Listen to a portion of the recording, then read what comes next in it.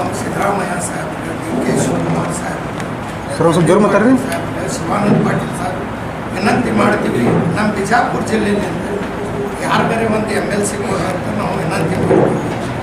Muslim ಅವ್ರಿಗೆ, minority ಅವ್ರಿಗೆ ಬಿಜಾಪುರ ಜಿಲ್ಲೆಯಿಂದ ಯಾರಿಗಾರೆ ಒಬ್ಬರಿಗೆ ಕೊಟ್ಟರೆ ನಮ್ಮ ಜಿಲ್ಲೆಗೆ ಒಳ್ಳೇದಾಗ್ತೈತಿ. ಮತ್ತು ನಮ್ಮ ಜಿಲ್ಲೆ ಶಾಸಕರು ಎಲ್ಲರೂ ಕೂಡಿ ನಮ್ಮ ಜಿಲ್ಲೆಗೆ ಒಂದು ಮೈನಾರಿಟಿಗೆ MLC ಕೊಡ್ರಿ ಅಂತ ಒಂದು ವಿನಂತಿ ಮಾಡಿರ್ತೀವಿ. ಯಾಕಂದ್ರೆ ಎಲ್ಲರಿಗೂ ನಾವು ಎಲ್ಲ ಕಾಸ್ಟವ್ರಿಗೂ ನಾವು ಓಟ್ ಹಾಕಿ ಅವ್ರಿಗೆ ಆರಿಸ್ತಾ ಇರ್ತೀವಿ. ಎಲ್ಲ ನಮ್ಮ ಕರ್ನಾಟಕದೊಳಗೆ ನಮ್ಮ ಬರೇ ಉತ್ತರ ಕರ್ನಾಟಕಕ್ಕೆ ನಮ್ಮ ಬಿಜಾಪುರ ಜಿಲ್ಲೆ ಒಂದು ಬಿಡ್ತಾರೆ. ಎಲ್ಲರ ಕಡೆ ಬೆಂಗಳೂರು, ಚಿತ್ತೂರು, ಮೈಸೂರು, ಹೊಸಪೇಟೆ ಕಡೆ ಕೊಡ್ತಾರೆ. ನಮ್ಮ ಬಿಜಾಪುರಕ್ಕೆ ಒಂದು ಕೊಡಲಿ ಅಂತ ನಾವು ಕಳ್ಕಲ್ಲಿಂದ ವಿನಂತಿ ಮಾಡ್ತೀವಿ. ಬ್ಯಾಂಕ್ ಸಾಲ ಕೊಡೋಂಗಿಲ್ಲ, ಯಾರು ಫ್ಯಾಕ್ಟ್ರಿ ಮಾಡೋಕ್ಕಾಗಲ್ಲ, ಉದ್ಯೋಗ ಮಾಡೋಕ್ಕಾಗಲ್ಲ, ಬಿಸ್ನೆಸ್ ಮಾಡೋಕ್ಕಾಗಲ್ಲ. ನಾವು ಮುಸ್ಲಿಮಾನರು ಇಡೀ 136 ಮಂದಿಗೆ ಅಷ್ಟೇ ಅಲ್ಲ, 224 ಕ್ಯಾಂಡಿಡೇಟ್ರು ಮೂಲ ಬಂಡವಾಳಿಗರ. ಮೂಲ ಬಂಡವಾಳಿಗರನ್ನು ಇವತ್ತು ಕಾಂಗ್ರೆಸ್ ಪಕ್ಷ ಮರೀತಾ ಇದೆ ಅಂತ ನಮ್ಮ ಭಾವನೆ. ಅದಕ್ಕೆ ಮರಿಬಾರದು. ಯಾಕಂದ್ರೆ ಮೂಲ ಬಂಡವಾಳನೇ ಮರೆತರೆ ಹೇಗೆ? ಮೂಲ ಅಧಿಕಾರ ಬಂದ ತಕ್ಷಣ ನೀವು ನಮ್ಮನ್ನು ಮರೆತರೆ ನಮ್ಮ ಪರಿಸ್ಥಿತಿ ಏನಾಗ್ತದೆ? ಅದು ವಿಶೇಷವಾಗಿ ಮುಸಲ್ಮಾನರ ಪರಿಸ್ಥಿತಿ ಭಾರತ ದೇಶದಲ್ಲಿ, ಕರ್ನಾಟಕದಲ್ಲಿ, ಜಿಲ್ಲೆಯಲ್ಲಿ ಏನಿದೆ ಅದು ತಮಗೆ ಗೊತ್ತಿದೆ. ನೀವು ಇದನ್ನು ತಿಳಿಬಾರ್ದು. ಬಾಂಡೆಡ್ ಲೇಬರ್ಸ್ ನಮಗೆ ಫಿಕ್ಸ್ ಮತದಾರ ಅಂತೂ ತಿಳಿಬಾರ್ದು.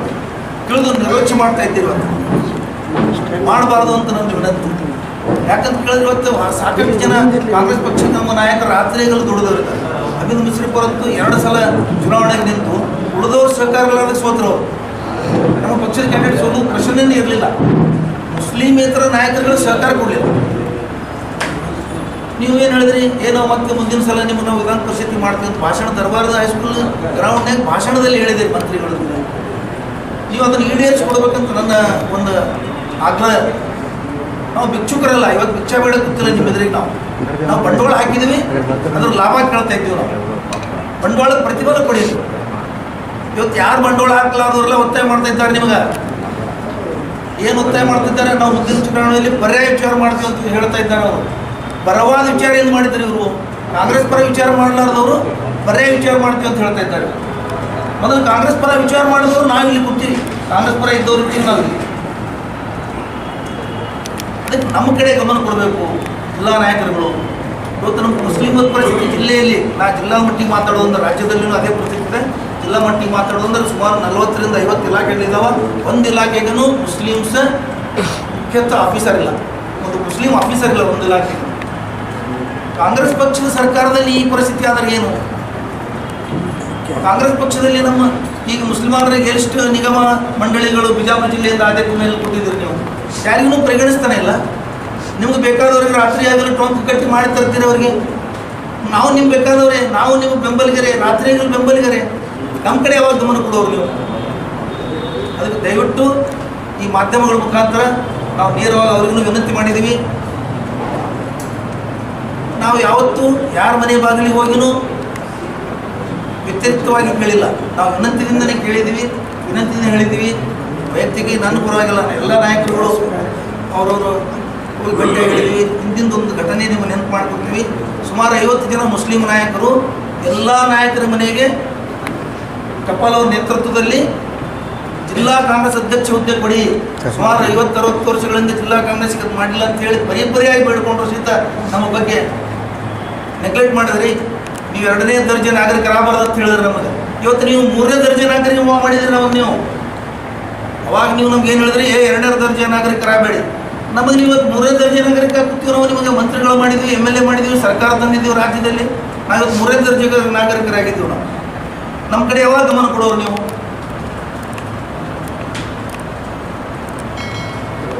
ಸರ್ಕಾರ ಬಂದು 2 ವರ್ಷ ಆಯಿತು. ಯಾವ ಮುಸ್ಲಿಂ ಮುಖಂಡರ ಅಥವಾ ಮುಸ್ಲಿಮರ ಸಭೆಗಳನ್ನು ಕರೆದು ಮುಸ್ಲಿಮರ ಸಮಸ್ಯೆಗಳ ಬಗ್ಗೆ ಅದನ್ನು ಗಮನಿಸಿದ್ರೆ ಮುಸ್ಲಿಮರ ಸಮಸ್ಯೆಗಳೇನಿದೆ ಕಾಮನ್ ಆಗಿ ನಾನು ವೈಯಕ್ತಿಕವಾಗಿ ನನ್ನ ಮುಸ್ಲಿಂ ಅವರ ಟಪಾಲ್ ಅವರು, ಮುಲ್ಲಾ ಅವರ, ಫಯಾಜ್ ಕಲಾರ್ ಇವರು ಕೂಡ ಹೇಳಲ್ಲ, ಅವ್ರು ಕೂಡ ಕೇಳಲ್ಲ. ಕಾಮನ್ ಆಗಿ ಮುಸ್ಲಿಮರ ಸಮಸ್ಯೆಗಳು ಎಷ್ಟಿದಾವೆ ಜಿಲ್ಲೆಯಲ್ಲಿ? ಸಾಕಷ್ಟು ಇದಾವೆ. ಯೋಜನೆಗಳ ಬಗ್ಗೆ ಇರ್ಬೋದು, ಬೇರೆ ಬೇರೆ ಶಿಕ್ಷಣ ಸಂಸ್ಥೆಗಳ ಸಮಸ್ಯೆಗಳಿರ್ಬೋದು, ಬೇರೆ ಬೇರೆ ಸಮಸ್ಯೆಗಳಿದ್ದಾವೆ ಸಾಕಷ್ಟು. ಅವನ್ನು ಪರಿಹಾರ ಮಾಡೋಕ್ಕೆ ನೀವು ಯಾವ ದಿವಸ ಕರೆದ್ರಿ? ನಿಮಗೆ ಪುರುಸತ್ತೇ ಇಲ್ಲ. ಮುಸ್ಲಿಂ ಸಮಾಜದ ಕಡೆ ಗಮನ ಹರಿಸೋಕೆ ನಿಮಗೆ ಪುರುಸತ್ತೇ ಇಲ್ಲ. ಇವತ್ತು 6 ಜನ ಶಾಸಕರು ನಮಗೆ ಗಮನ ಹರಿಸಿದ್ರೆ ನಮ್ಗೆ ಸ್ವರ್ಗನೇ ಸಿಗ್ತದೆ. ಯಾರು ಗಮನ ಹರಿಸೋಕೆ ತಯಾರಿಲ್ಲ. ನಾವು ರಾತ್ರಿಗಳು ನಿಮ್ಮ ಸಲ ದುಡ್ದೀವಿ, ನಮ್ಮ ಹಕ್ಕಿದೆ ನಿಮ್ಗೆ ಕೇಳೋದು. ನಾವು ನಮ್ಮ ಹಕ್ಕು ಬೇಡ್ತಾ ಇದ್ದೀವಿ ನಿಮಗೆ. ಅದಕ್ಕೆ ದಯವಿಟ್ಟು ಭಾಳ ಹೇಳಿ ಉಪಯೋಗ ಇಲ್ಲ. ಕೊನೆಯ ಒಂದು ನನ್ನ ವಿನಂತಿ ಏನಂದ್ರೆ, ಯಾರಿಗಾರೇ ನೀವು ಸಹಾಯ ಮಾಡಿರಿ. ನಮ್ಮ ಜಿಲ್ಲೆಗೆ ನಿಗಮ ಮಂಡಳಿ MLC ಅಥವಾ ಏನೇನೋ ಒಂದು ಸರ್ಕಾರಿ ಹುದ್ದೆಗಳ ಬಗ್ಗೆ ಪ್ರತಿಯೊಂದು ಸಣ್ಣ ಹುದ್ದೆ ಇಲ್ಲ. ಒಂದು ತಿರ್ಗಾಮುರ್ಗ ಒಂದು ವಿಡಿಯೋ ಕೊಡ್ತೀರಿ ನಾವು, ತಿರ್ಗಾಮುರ್ಗ ಒಂದು ತೋರಿಸೋದು, ಎಲ್ಲ ವಿಡಿಯೋ ಮಾಡಿದ್ದೀವಿ ಅಂತ ತೋರಿಸೋದು. ಅದಕ್ಕೆ ದಯವಿಟ್ಟು ನಮ್ಮ ವಿನಂತಿ ತಾವು ಪರಿಗಣಿಸಬೇಕಂತ ಈ ಸಂದರ್ಭದಲ್ಲಿ ನಾನು ಆಗ್ರಹ ಮಾಡ್ತೀನಿ. ರಂಜಾನ್ ಹಬ್ಬದ ಶುಭಾಶಯಗಳು ಹಾಗೂ ಯುಗಾದಿ ಹಬ್ಬದ ಶುಭಾಶಯಗಳನ್ನು ಕೋರುತ್ತಾ, ಈ ನಮ್ಮದೇನಿದು ಪತ್ರಿಕಾಗೋಷ್ಠಿ ಇದೆ, ಇದು ವಿಶೇಷವಾಗಿ ಮಠದ ಅಬ್ದುಲ್ ಶೇಖರ್ ಹೇಳಿದಾಗ ಇಲ್ಲಿಗೆ ಪ್ರಾತಿನಿಧ್ಯ ಪೂರೈಸಲಾಗಿದೆ. ಆದರೂ ನಾವು ಮುಂಚಿತವಾಗಿ ನಿನ್ನೆ ದಿನ ಲೋಕಸಭೆಯಲ್ಲಿ ಹಾಗೂ ರಾಜ್ಯಸಭೆಯಲ್ಲಿ ವಕಫ್ ಬಿಲ್ ಮಂಡಿಸಲಾಗಿದ್ದು, ಅದಕ್ಕೆ ನಮ್ಮ ತೀವ್ರ ವಿರೋಧವನ್ನು ವ್ಯಕ್ತಪಡಿಸುತ್ತಾ, ಯಾವುದೇ ಥರದ ಅದರಲ್ಲಿ ನಮಗೆ ರಾಜಿ ಇಲ್ಲ. ಇಡೀ ದೇಶದ ಕಾಂಗ್ರೆಸ್ ಪಕ್ಷ ಆಗಲಿ, ಅಹಿಂದ ವರ್ಗ ಆಗಲಿ, ದೇಶದ ಗೋಪಾಲ್ ಜನರು ನಾವು ವಿರೋಧ ಮಾಡ್ತೇವೆ ಅಂತ ವ್ಯಕ್ತಪಡಿಸುತ್ತಾ, ಈ ವಿಷಯದ ಬಗ್ಗೆ ಹೇಳ್ತಾ ನಮ್ಮೆಲ್ಲರಿಗೆ ಗೊತ್ತಿದ್ದಂಗೆ ಬಿಜಾಪುರ ಜಿಲ್ಲೆಯಲ್ಲಿ ಅಲ್ಪಸಂಖ್ಯಾತರ ಜನಸಂಖ್ಯೆ ಸಾಕಷ್ಟು ಪ್ರಮಾಣದಲ್ಲಿ, ಸುಮಾರು 20 ಲಕ್ಷದ ನಮ್ಮ ಜಿಲ್ಲೆಯಲ್ಲಿ 4ರಿಂದ 4.5 ಲಕ್ಷ ತನಕ ನಾವು ಕಳೆದ 20 ವರ್ಷದ ನೋಡಿದ್ರೆ ಯಾವಾಗಲೂ ಹೆಚ್ಚಿನ ಪ್ರಾತಿನಿಧ್ಯ ಸಿಕ್ಕಿಲ್ಲ. ಉಸ್ತಾದವರು MLA ಆಗಿ ಒಂದು 2003-4ರಲ್ಲಿ ನಿರ್ಗಮಿಸಿದಾಗ ನಮಗೆ ಸಿಕ್ಕಿದ್ದ ಒಂದೇ ಒಂದು ಪ್ರಾತಿನಿಧ್ಯ ಅಂದರೆ ನಮ್ಮ MLA ಆಗಿದ್ದು ಬಿಟ್ಟರೆ ಬೇರೆ ಯಾವುದೇ ಕಾರಣಕ್ಕೂ 2 ಸಲ ನಮ್ಮ 2-3 ಸಲ ಕಾಂಗ್ರೆಸ್ ಪಕ್ಷ ಅಧಿಕಾರಕ್ಕೆ ಬಂದರೂ ನಮ್ಮ ಬಿಜಾಪುರ ಜಿಲ್ಲೆಗೆ ಅಲ್ಪಸಂಖ್ಯಾತರಿಗೆ ಯಾವುದು ಜನಪ್ರತಿನಿಧಿ ಸರ್ಕಾರದಲ್ಲಿ ಇದು ಸಿಗಲಿಲ್ಲ. ಇದೊಂದು ದೊಡ್ಡ ಖಂಡನೀಯ ಇದೆ. ಯಾಕಂದರೆ ಈ ಬೆಳವಣಿಗೆ ಯಾಕಂದರೆ ನಾವು ಪಕ್ಷದ ವಿಚಾರದಲ್ಲಿ ಪಕ್ಷಕ್ಕೆ ಮುಂದಿಟ್ಕೊಂಡು ಜನರ ಒಳಿತ, ನಮ್ಮ ಪಕ್ಷದ ಅಖಂಡತೆ ಉಳಿಸ್ಕೊಳ್ಳುವಾಗಿ ವಿಶೇಷವಾಗಿ ಬಿಜಾಪುರ ಜಿಲ್ಲೆ ಅಲ್ಪಸಂಖ್ಯಾತರ ನಾಯಕರಂದು ಹೆಚ್ಚಿನ ಹೋರಾಟ ನಾವು ಮಾಡಲ್ಲ. ಯಾಕಂದರೆ ನಮ್ಗೆ ಹೆಚ್ಚಿನ ವಿಶ್ವಾಸ, ನಮ್ದು ಹೆಚ್ಚಿನ ಅವಲಂಬನೆ, ಡಿಪೆಂಡ್ ಏನದಲ್ಲ ನಾವು ನಮ್ಮ ಜಿಲ್ಲೆಯ ನಾಯಕರು, ದೊಡ್ಡ ನಾಯಕರು ಅದಾರ ನಮ್ಮಲ್ಲಿ. ಈಗ ಸದ್ಯಕ್ಕೆ 6 ಜನ MLA ಇದ್ದಾರೆ. ಅವರು ಅರಿವಿಗೆ ಬಿಟ್ಟಿದ್ದ ವಿಷಯ ಇರುತ್ತೆ, ಅವ್ರಿಗೆ ಇದು ರಿಯಲೈಸ್ ಆಗಬೇಕು. ಯಾಕಂದರೆ ಸುಮಾರು 2 ಸಲ ನಾವು ಕಂಟಿನ್ಯೂಸ್ಲಿ ಬಿಜಾಪುರ ನಗರದಿಂದ MLA ಇದಕ್ಕೆ ಮಾಡಿದಾಗ ಅಸೆಂಬ್ಲಿ ಮಾಡಿದಾಗ 2 ಸಲ ಕಾರಣಾಂತರಗಳಿಂದ ವಿಫಲವಾಯಿತು. ಬಟ್ ಅದನ್ನು we should set it right. ಅದನ್ನು ಭರ್ಪಾಯಿ ಮಾಡುವ ಕೆಲಸ ಸರ್ಕಾರದ ಹೈಕಮಾಂಡ್ ಆಗಲಿ, ಹಿರಿಯ ನಾಯಕರಾಗಲಿ ಹೆಚ್ಚಿನ ಇದು ಕೊಡಲಾರ್ದ ಆಗೋದ್ರಿಂದ ಅದೊಂದು ನಮ್ಗೆ ಸ್ವಲ್ಪ ಎಲ್ಲೋ ಮನಸ್ಸಿನಲ್ಲಿ ನೋವು ಅನ್ನೋದಿರುತ್ತೆ. ಯಾಕಂದರೆ ಇದಕ್ಕಿಂತ ಮುಂಚೆ ಒಂದು 3-4 MLCಗಳು 4-6 ತಿಂಗಳಿಂದಾಗಿತ್ತು. ಅದ್ರ ಸಲುವಾಗಿ ಹೋರಾಟ ಆದಾಗ ಹೆಚ್ಚಿನ ಪ್ರಮಾಣದಲ್ಲಿ ಅವೈಲೇಬಲ್ ಇರಲಾರ್ದಕ್ಕೆ ನಮ್ಮದೇನು ಒಂದು ಮೂಮೆಂಟ್ ಅದ, ನಾವೇನು ಹೋಗಿ ಜನರಿಗೆ ಭೇಟಿಯಾಗಿ ಒಂದು ಇದು ಮುಗಿಸೋದಿರ್ತದೆ, ಒಂದು ಒಮ್ಮತ ಮುಗಿಸೋದ್ರ ಕೆಲಸದಲ್ಲಿ ನಾವು ಕೂಡ ಆಗಿರ್ಬೋದು. ಬಟ್ ಅದು ಎಲ್ಲದಕ್ಕೂ ಏನು ಬೇಕಾಗಿತ್ತು ಅಂದರೆ ನಮ್ಮ ನಾಯಕರು. ಯಾಕಂದ್ರೆ ನಾವು ಯಾವುದೇ ಇಲೆಕ್ಷನ್ ಇರಲಿ, ಒಂದು ಲೋಕಸಭಾ ಇಲೆಕ್ಷನ್ ಇರಲಿ, ಅಸೆಂಬ್ಲಿ ಇರಲಿ ಅಥವಾ ZP ಇರಲಿ, TP ಇರಲಿ, ಆ ಥರ ನಮ್ಮ ಮುಖಂಡರು ನಮ್ಗೆ ಹಾದಿ ಆಗ್ತಾರೆ. ಯಾವ ಥರ ಒಂದು ನಿರ್ಣಯ ತಗೊಂತಾರೋ ಆ ನಿರ್ಣಯಕ್ಕೆ ನಾವು ಸಂಬಂಧ ವಹಿಸಬೇಕು. ಯಾವುದಕ್ಕೂ ವಿರೋಧ, ಅಪಸ್ವರ ಅಥವಾ ಒಂದು ಸಪ್ರೇಟ್ ಒಂದು ಇದು ಮಾಡಿ ನಾವು ಹೆಚ್ಚು ಗುಂಪುಗಾರಿಕೆ ಮಾಡಿಲ್ಲ. ಜಿಲ್ಲೆಯ ನಾಯಕರು ಅವರು ಎಲ್ಲ ನಿರ್ಧಾರಕ್ಕೂ ತಲೆಬಾಗಿ ನಡೆದಿದ್ದೆವು. ಅದನ್ನು ಅವರು ತಿಳ್ಕೊಂಡು ಈಗ ಯಾವುದಕ್ಕೂ ಇಲ್ಲ, ನಮ್ಮಲ್ಲಿ MLA ಆಗಿಲ್ಲ ಅಂತಂದ್ರೆ ನೀವು ಒಂದು MLCಯಿಂದ ನೀವು ಭರ್ಪಾಯಿ ಮಾಡ್ಬೋದು. ಅದು ಕೆಲಸ ಅಂತ MLC ಬಗ್ಗೆ ನಮ್ಮ ತೀವ್ರ ಒಂದು ಕೂಗಿದೆ, ಒಂದು ಡಿಮ್ಯಾಂಡ್ ಇದೆ. ಅದರ ಜೊತೆಗೆ ನೀವು ಬೇಕಾದರೆ ನಿಗಮ ಮಂಡಳಿ ಮಾಡ್ಬೋದು. ನೀವು ಮುಂಬರುವ ಹಲವಾರು ಇರೋದವು, ನೀವು ಅದಕ್ಕೆ ನಮ್ಗೆ ಪ್ರಾತಿನಿಧ್ಯ ಕೊಡ್ಬೋದು. ಸರ್ಕಾರ ಸಂಘಟನೆಯಲ್ಲಿ ಸಾಕಷ್ಟು ನಮ್ದು ಇದು ಅಲ್ಪಸಂಖ್ಯಾತರು ಬಿಜಾಪುರ ಜಿಲ್ಲೆಯಲ್ಲಿ ಪಕ್ಷದಲ್ಲಿ ಎಲ್ಲಕ್ಕಿಂತ ಮುಂಚೂಣಿಯಲ್ಲಿ ಇದು ನಾವು ಸಂಘಟನೆ ಮಾಡ್ತಾ ಇದ್ದೀವಿ. ಯಾವುದೇ ಇರಲಿ, ಅದು ಕಾರ್ಯಕ್ರಮ ಇರಲಿ, ಹೋರಾಟ ಇರಲಿ, ಪ್ರತಿಭಟನೆ ಇರಲಿ, ಯಾವುದಕ್ಕೂ ಹಿಂಜರಿಯದೆ ನಾವು ಮಾಡುವಾಗ ಈಗ ಇದು ಇಟ್ ಈಸ್ ಯುವರ್ ಡ್ಯೂಟಿ. ನಿಮ್ಮದು ಒಂದು ಜವಾಬ್ದಾರಿ ತಗೊಂಡು ನೀವು ನಮ್ಮ ಬಿಜಾಪುರ ಜಿಲ್ಲೆಗೆ ಒಂದು ಒಬ್ಬರಿಗೆ ನಾವು ಇದೆಯಪ್ಪ ಅದಪ್ಪ ಅಂತ ನಾವು ಬಟ್ಟೆ ತೋರಿಸೋದಿಲ್ಲ. ಇಂಥದ್ದೊಂದು ನಾವು ಒಮ್ಮತ ಹೇಳಿದಾಗ ನಿಮ್ಗೆ ಅವಕಾಶ ಇದೆ. ಯಾರೋ ಒಬ್ಬರಿಗೆ ನಾವು ಹೇಳಿ ಅದೂ ಇಲ್ಲ. ನಾವು ನಿಮ್ಗೆ ಫುಲ್ ಎಕ್ದಮ್ ಇದು ಕೊಟ್ಬಿಟ್ಟು ಓಪನ್ ಇದು ಇದೆ. ನಿಮ್ಗೆ ಸದಸ್ಯ ಇಲ್ಲ, ಅಧ್ಯಕ್ಷ, ಒಂದು ಉಪಾಧ್ಯಕ್ಷ, ಅದು ನಿಜಲಿಂಗಮ್ಮ ಟೈಮ್ ಒಂದು ಅಕ್ಬರ್ ಶೇಟ್ ಅವ್ರು ಆಗಿದ್ದು ನಾವು ಇದನ್ನು ನೋಡ್ಲಾರ್ದ ಕಾಲಾವಕಾಶ ಅಂತಾದ ನಂತರ ಅರ್ಧ ಶತಮಾನ ಅರ್ಧ ಶತಮಾನ ಮುಂದುವರೆದ ನಮ್ದೊಂದು ಇಷ್ಟು ಕಾಂಟ್ರಿಬ್ಯೂಷನ್ 8 ಸೀಟಲ್ಲಿ 6 ಗೆಲ್ಲಬೇಕಾದ್ರೆ ಎಲ್ಲರೂ ಇರ್ಬೋದು, ಆದರೆ ಎಲ್ಲಕ್ಕಿಂತ ಹೆಚ್ಚಿಂದ ಇದು ಅಲ್ಪಸಂಖ್ಯಾತರ ಅದಪ್ಪ ಒಂದು ಏನು ಮಾರ್ಜಿನ್ ನೋಡ್ಸಿದ ಆರಿಸಿ ಬರೋದಲ್ಲ, ಅದು ನಮ್ಮದೇ ಅದ ಅಂತ ಹೇಳಿದಾಗ ನನಗೇನ ಅತಿಶಯೋಕ್ತಿ ಆಗಲಾರ್ದು. ನಮ್ಮೆಲ್ಲರಿಗೂ ಇದು ಗುರುತಿನ ಮಾತು.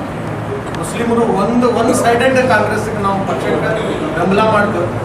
ಯಾವುದೇ ಒಂದು ಅನ್ಕಂಡೀಷನಲ್ ಸಪೋರ್ಟ್ ಅಂತಲ್ಲ.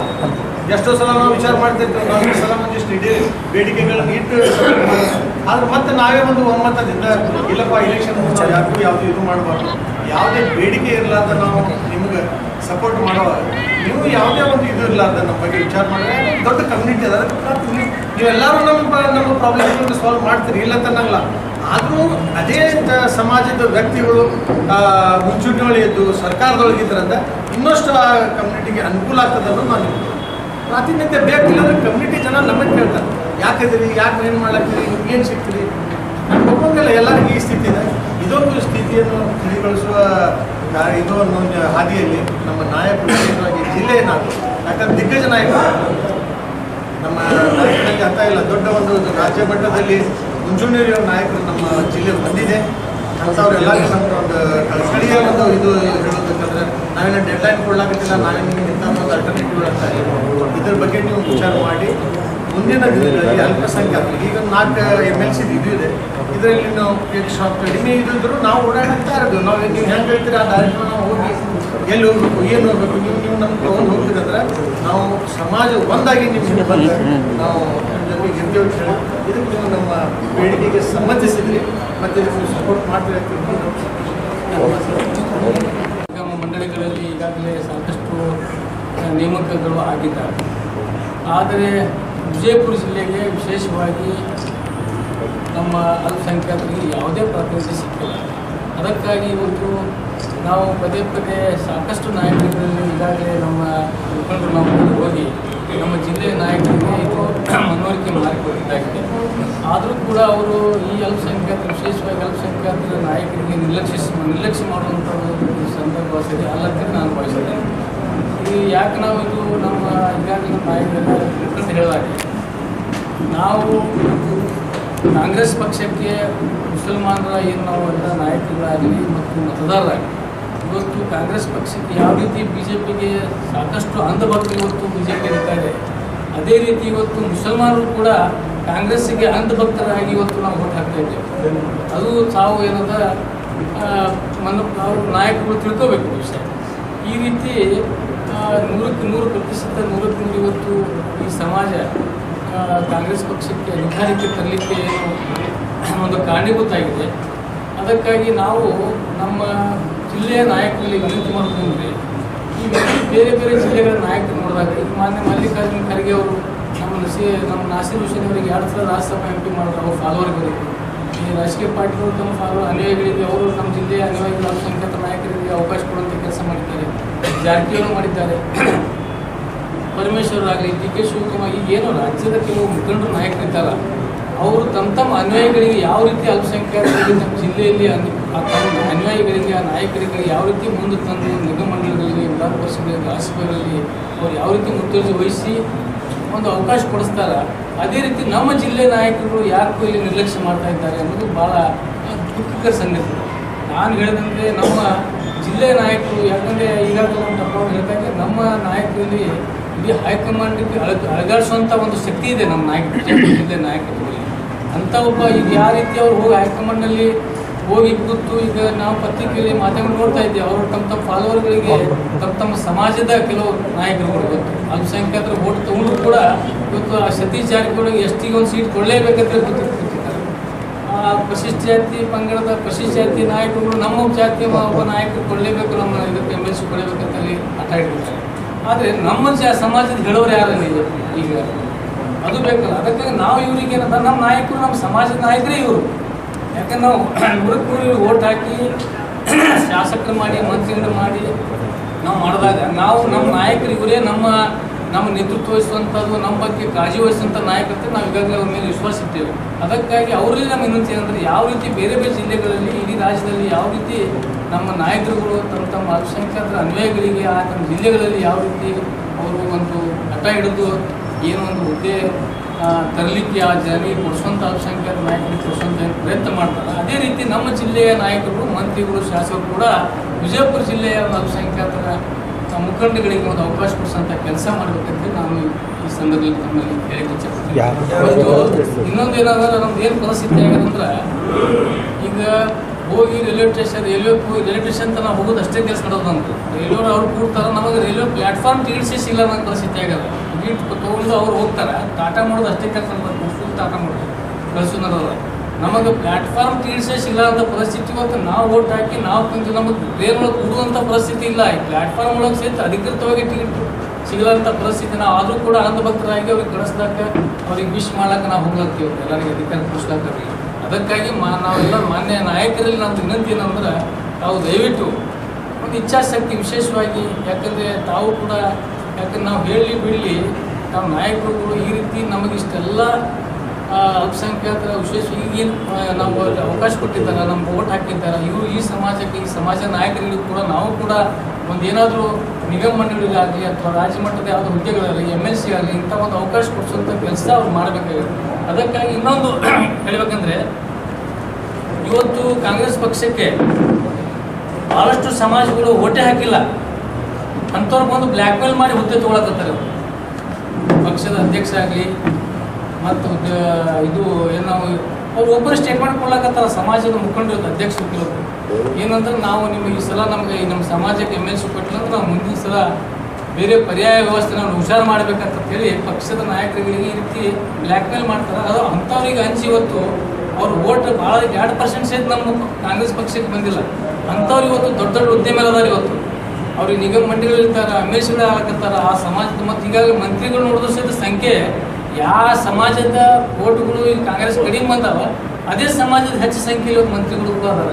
ಇದು ಈ ರೀತಿ ಇಂಥ ಪಕ್ಷದಲ್ಲಿ ಈ ರೀತಿ ಯಾರು ದುಡ್ದಾರ, ಯಾರು ಹೆಚ್ಚು ಸಂಖ್ಯೆಯಲ್ಲಿ ಓಟ್ ಹಾಕಿ ಆ ಸಮಾಜಕ್ಕೆ ಕಡೆಗಣಿಸುವಂಥ ಕೆಲಸ ಆಗ್ಬರುತ್ತೇಳಿ ಮತ್ತೊಮ್ಮೆ ನಮ್ಮ ನಾಯಕರಲ್ಲಿ ವಿನಂತಿಸಿಕೊಂಡು ನಮ್ಮ ಮಾತನಾಡಲಿಕ್ಕೆ ಮತ್ತೊಂದು ಸಲ್ಲಿಸಬೇಕಾಗಿ ಧನ್ಯವಾದ.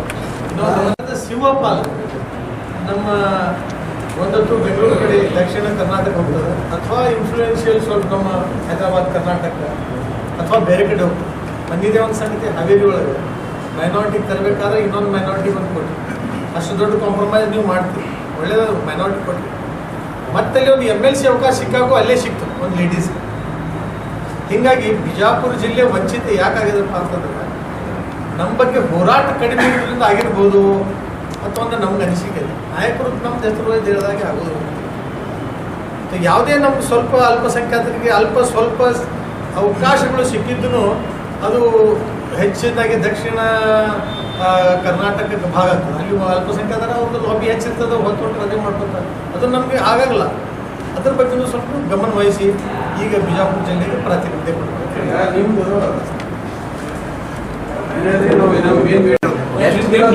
ನಿಮ್ಮ ಪ್ರಚೋದನೆ ನಾವು ಒಳಗಾಗಲ್ಲ.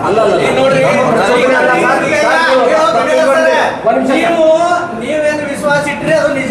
ನಿಮ್ಮಾಗ ಏನ್ರ ವಿಶ್ವಾಸ ಇತ್ತಂದ್ರೆ 50 ವರ್ಷ ಕಾಯ್ಬೇಕಾಗಿರ್ಲಿಲ್ಲ. 50 ವರ್ಷದಾಗ ಅಧಿಕಾರ ನೀವೇ ಹೇಳ್ತೀರಿ ಸಣ್ಣ ಪುಟ್ಟ ನಿಗಮ ಮಂಡಳಿ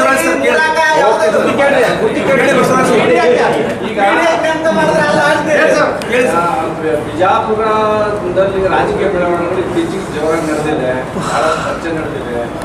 ಇಲ್ಲಿಯ ಬಿಜೆಪಿಯಿಂದ ಉಚ್ಚಾಟಿತ MLA ಅವರು ಕಾಂಗ್ರೆಸ್ಗೆ ಬರೋ ಸಾಧ್ಯತೆ ಇದೆ ಅಂತ ಚರ್ಚೆಗಳು ನಡೆದಿದೆ. ಬಂದ್ರೆ ನೀವೆಲ್ಲ ಸ್ವಾಗತ ಮಾಡ್ತೀರಲ್ಲ ಸಂಖ್ಯಾತ ಮುಖಂಡರು ಬಿಜಾಪುರದಲ್ಲಿ? ಈಗಾಗಲೇ ನಮ್ಮ ಪಕ್ಷದ ಮೇನ್ ನಾಯಕರುಗಳು ಜಿಲ್ಲೆಯ ನಾಯಕರು ಸ್ಪಷ್ಟ ಹೇಳಿದ್ದಾರೆ. ಮಾನ್ಯ ಅಭಿಪಾಳ್ ಸಾಹೇಬರು ಮೊನ್ನೆ ನಿಮ್ಮ ಮಾಧ್ಯಮದಲ್ಲಿ ಹೇಳ್ಬಿಟ್ಟಿದ್ದಾರೆ, ಇಲ್ಲ ಅವ್ರಿಗೆ ಪ್ರಶ್ನೆ ಬರೋದು ಹೇಳ್ಬಿಟ್ಟಾರೆ. ಮತ್ತು ಅವ್ರು ನಮ್ಮ ನಾಯಕರು ಹೇಳಿದಾಗ ಮತ್ತು ನಾವು ಹೇಳ್ದಾಗಲ್ಲ ಹೌದಲ್ಲ. ನೀವು ಅದನ್ನ ವಿರೋಧಿಸ್ತೀರಾ ಸೇರ್ಪಡೆನಾ?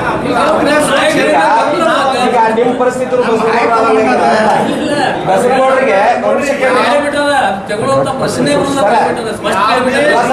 ಬಸವನಗೌಡರಿಗೆ ಹೆಂಗ ಬಿಜೆಪಿ ಅನಿವಾರ್ಯತೆ ಅದು ಹಂಗ ನಿಮಗ ಕಾಂಗ್ರೆಸ್ ಅನಿವಾರ್ಯತೆ ಐತಾ?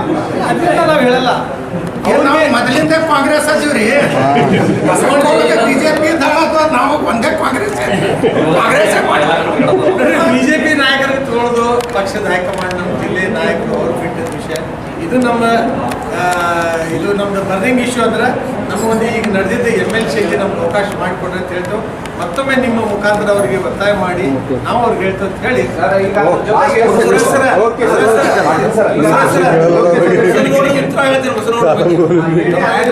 ನಾನು ಬಸನಗೌಡರಿಗೆ ಕಾಂಗ್ರೆಸ್ ಪಕ್ಷ ತಗೊಳ್ತಿದ್ರ ಸಿದ್ದರಾಮಯ್ಯ ಆದಿಯಾಗಿ ಕಾಂಗ್ರೆಸ್ ಪಕ್ಷದ ಅವನತಿ ಬಿಜಾಪುರದಾಗ ಶುರು ಕರ್ನಾಟಕದ ಶುರು ಇಡೀ ಕರ್ನಾಟಕ ರಾಜ್ಯದ ಮುಸ್ಲಿಮರನ್ನ ಬಸನಗೌಡರಷ್ಟು ಅವುಗಳನ್ನ ಹರು ಮಾಡಿ ಅವರನ್ನು ತಗೊಳ್ಳೋದು ಕನಸಿನಾಗನು ಕಾಂಗ್ರೆಸ್ ವಿಚಾರ ಮಾಡಬಾರ್ದು. ಒಂದು ವೇಳೆ ಮಾಡಿದ್ರೆ ಕಾಂಗ್ರೆಸ್ ಅವನತಿ ಪ್ರಾರಂಭ ಆಗ್ತದೆ. ನಾವು ಬಿಜಾಪುರ ಜಿಲ್ಲೆಯಿಂದ ಅವ್ರು ಅದನ್ನು ವಿರೋಧ ಮಾಡ್ತೀವಿ. ಫಸ್ಟ್ ಮೊದಲನೇದಾಗಿ ನಾವು ವಿರೋಧ ಮಾಡ್ತೀವಿ. ಅವ್ರು ಕಾಂಗ್ರೆಸ್ ಕಡೆ ಮುಖ ಮಾಡಿನೂ ನೋಡ್ಬೋದು, ಅರ್ಹತೆ ಇಲ್ಲ ಅವ್ರಿಗೆ. ಈಗ ಇಲ್ಲಿಯ ಮುಸ್ಲಿಂ ಸಮುದಾಯದ ಸಾರ್ವಜನಿಕರಲ್ಲಿ ಪ್ರಶ್ನೆ ಏನು ಉದ್ಭವ ಆಗಿದೆ. ನಮ್ಮ ನಾಯಕರು ಯಾವುದೇ ಕಾರಣಕ್ಕೂ ಮೇಲೆ ಹೈಕಮಾಂಡ್ನಿಂದ ಹಿಡಿದು ರಾಜ್ಯ ನಾಯಕರಿಂದ ಹಿಡಿದು ಜಿಲ್ಲಾ ನಾಯಕರಿಂದ ಹಿಡಿದು ಏನೂ ಕೇಳುವುದಿಲ್ಲ. ಇವರಿಗೆ ಇನ್ನೊಂದೇನು ಅಧಿಕಾರ ತರೋ ತಾಕತ್ತು ಇಲ್ಲ. ಇದು ಸಾರ್ವಜನಿಕ ವಲಯದಲ್ಲಿ ಚರ್ಚೆ ನಡೆದದ. 50-50 ಎಲ್ಲ ಮಾತಾಡಿ ಅಲ್ಲಲ್ಲ, ಅದ್ರ ಬಗ್ಗೆ ನೀವು ಸ್ಪಷ್ಟವಾಗಿ ಹೇಳಬೇಕಲ್ಲ. ಏನ್ ಹೇಳ್ಬೇಕು? ನೀವು ನಾಯಕರಿಗೆ ಯಾವ ರೀತಿ ಮನವರಿಕೆ ಮಾಡ್ಕೊಟ್ಟಿದ್ದೀರಿ? ನಾವು ಮನವರಿಕೆ ಹೆಚ್ಚು ಮಾಡಿಲ್ಲ ಅನ್ನೋದು ನಿಮ್ಮ ಕ್ವಶನ್ ಕರೆಕ್ಟ್. ಆದ್ರೆ ತಾಕತ್ತಿಲ್ಲ ಅನ್ನೋದು ನೀವು ತಪ್ಪ. ಅಲ್ಲಲ್ಲ, ನಾವು